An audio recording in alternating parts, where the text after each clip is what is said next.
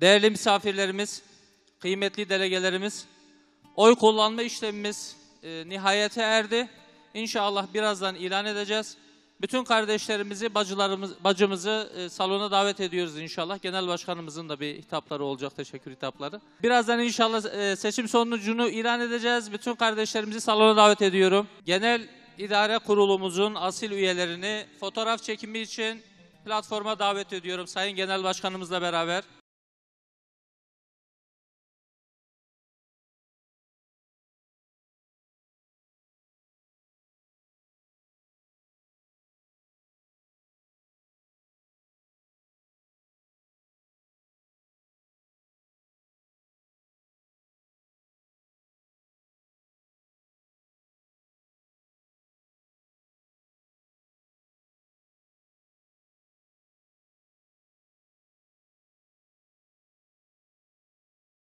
Hayırlı uğurlu olsun inşallah.